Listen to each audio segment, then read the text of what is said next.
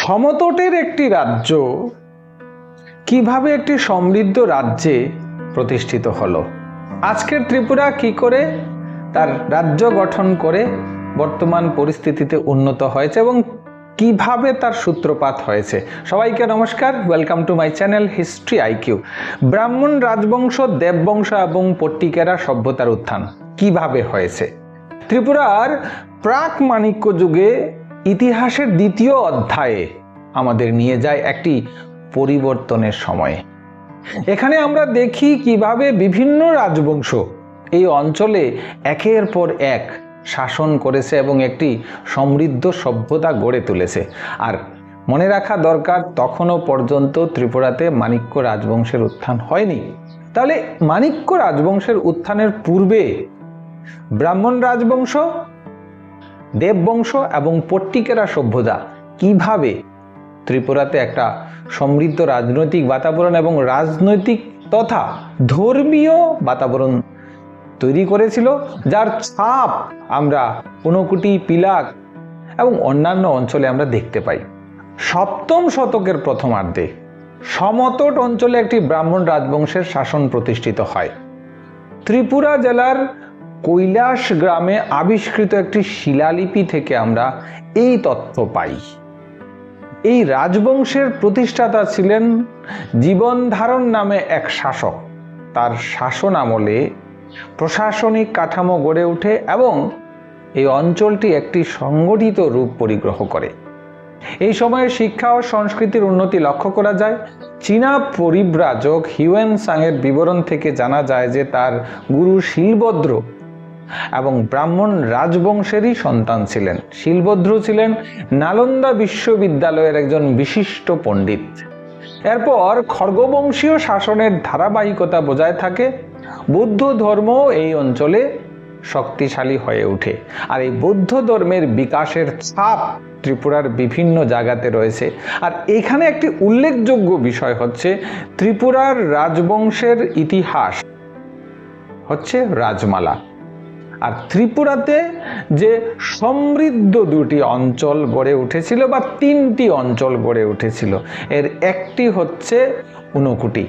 ঊনকোটিতে কিভাবে তার মূর্তি এবং প্রস্তর মূর্তি বা ঊনকোটি কি করে গড়ে উঠেছে তার কোনো উল্লেখ আমরা রাজমালাতে পাই না। রাজমালা এই ক্ষেত্রে নীরব। দ্বিতীয় যে বিষয়টা হচ্ছে বক্সনগরে বুদ্ধ স্তূপ পাওয়া গেছে, সেই বুদ্ধ স্তূপের কোনো বর্ণনা আমরা রাজমালায় পাইনি। আর আরেকটা বিষয় সবচেয়ে গুরুত্বপূর্ণ হচ্ছে ত্রিপুরার যে বিস্তৃত বৌদ্ধ সংস্কৃতির কারখানা গড়ে উঠেছে, বা কারখানা না বলে সেটাকে আমরা বলতে পারি বৌদ্ধ সংস্কৃতির পীঠস্থান যে পিলাক, সেই পিলাকও কিন্তু সেই সমতটের ইতিহাস বহন করে। দশম শতকে কাস্তিদের নামে এক বৌদ্ধ শাসকের উল্লেখ পাওয়া যায়। তার রাজধানী ছিল বর্ধমানপুর, যা সম্ভবত ত্রিপুরার অঞ্চলের সঙ্গেই যুক্ত ছিল। ত্রয়োদশ শতকে দেববংশের শাসনের উল্লেখ পাওয়া যায়। এই বংশের রাজধানী হিসাবে একটি নগরের নাম পাওয়া যায়, যার সঠিক অবস্থান নিয়ে বিতর্ক থাকলেও এটি ত্রিপুরা অঞ্চলের সঙ্গে সম্পর্কযুক্ত বলে মনে করা হয়। এই সময়ে সবচেয়ে গুরুত্বপূর্ণ আবিষ্কার হলো ময়নামতি অঞ্চল। দ্বিতীয় বিশ্বযুদ্ধের সময় খননের মাধ্যমে এখানে একটি বিশাল প্রাচীন নগরীর ধ্বংসাবশেষ পাওয়া যায়। এখানে পাওয়া যায় শিলালিপি, পোড়ামাটির ফলক, মূর্তি ও প্রস্তর স্তম্ভ বা প্রস্তর বস্তু। এগুলি প্রমাণ করে যে এই অঞ্চল একটি উন্নত নগর সভ্যতার অধীন ছিল। এই নগরটি পট্টিকেরা নামে পরিচিত ছিল। প্রাচীন পাণ্ডুলিপি এবং লোকগাথায় এই রাজ্যের উল্লেখ রয়েছে। পট্টিকেরা শুধু একটি নগর ছিল না, এটি ছিল একটি সাংস্কৃতিক কেন্দ্র। সেখানে ধর্ম, শিক্ষা, শিল্পকলার বিকাশ ঘটেছিল। এই সময়ে ত্রিপুরা অঞ্চলে বিভিন্ন রাজবংশের যেমন খড়গবংশ, ব্রাহ্মণ বংশ, দেব বংশ একের পর এক শাসন করেছে। এর ফলে একটি বহুমাত্রিক সাংস্কৃতিক অস্তিত্ব এবং বাতাবরণ ত্রিপুরায় গড়ে উঠেছে। এই অংশ থেকে আমরা বুঝতে পারি যে ত্রিপুরা ছিল একটি সাংস্কৃতিক মিলনস্থল। এখানে বিভিন্ন ধর্ম, ভাষা ও সংস্কৃতি একসঙ্গে বিকশিত হয়েছে। এই ইতিহাস প্রমাণ করে যে ত্রিপুরা শুধুমাত্র একটি সীমান্ত অঞ্চল ছিল না, বরং এটি ছিল একটি গুরুত্বপূর্ণ সভ্যতার কেন্দ্র। ত্রিপুরার ইতিহাসের তৃতীয় অধ্যায় হলো একটি গুরুত্বপূর্ণ পরিবর্তনের গল্প। এটি সেই সময় যখন প্রাক মাণিক্য যুগের বিচ্ছিন্ন শাসন ব্যবস্থা ধীরে ধীরে একটি সুসংগঠিত রাজ্যের রূপ নিতে শুরু করে। এই সময়ের প্রধান তত্ত্বসূত্র হলো রাজমালা।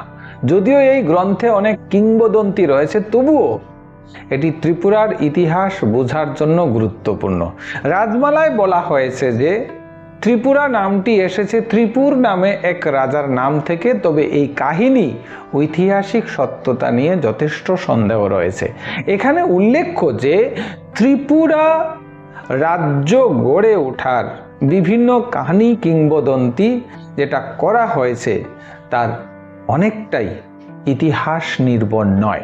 তাহলে প্রশ্ন হচ্ছে, উত্তর পূর্ব ভারতের এই ত্রিপুরা রাজ্য যেটা ধরা হয় চতুর্দশ এবং পঞ্চদশ শতক থেকে একটা রাজ্যের রূপ পরিগ্রহ করে, প্রশ্ন জাগে খ্রিস্টপূর্ব ষষ্ঠ শতকে যেখানে সমগ্র উত্তর ভারত এবং উত্তর পশ্চিম ভারতে কাশী, কুশল, অঙ্গ, মগধ, ব্রিজি, মল্ল, চেদি, বৎসকুরু, পাঞ্চাল, সুরসেন, অশ্মক, অবন্তী, গান্ধার, কাম্বোজ কিংবা মগধের উত্থান অথবা মৌর্য শাসন ব্যবস্থার সময় ত্রিপুরার অবস্থান কেমন ছিল। এখানে যদিও মহাভারতের সঙ্গে কিংবদন্তি যোগ করে ত্রিপুরার ইতিহাসকে একটা গতি দেওয়ার চেষ্টা করা হয়ে থাকলেও এখানে শুধুমাত্র কিংবদন্তি রয়েছে, কিংবদন্তির আধিক্য রয়েছে, সেই ক্ষেত্রে অস্বীকার করার মতো কিছু নেই। তবে এই কথাটা স্পষ্ট যে ত্রিপুরার বর্তমান ভৌগোলিক অবস্থান বর্তমান বাংলাদেশের ভৌগোলিক অবস্থান একই রকম ছিল না। কেননা ত্রিপুরার বর্তমান ভৌগোলিক অবস্থা আরো বেশি বিস্তৃত ছিল, যেটা ধন্যমাণিক্যের সময়ে ভৌগোলিক অবস্থান থেকে এবং ওই সময়ের প্রাপ্ত মুদ্রা থেকে আমরা উপলব্ধি করতে পারি যে ত্রিপুরা রাজ্যের বর্তমান অবস্থান সেটা ভৌগোলিক পরিসীমা চট্টগ্রাম বন্দর থেকে শুরু করে সিলেটের সমতল অঞ্চল, চাকলা রোশনাবাদের অঞ্চল, আসামের বিস্তৃত অঞ্চল জুড়ে ত্রিপুরার ভৌগোলিক অবস্থান ছিল।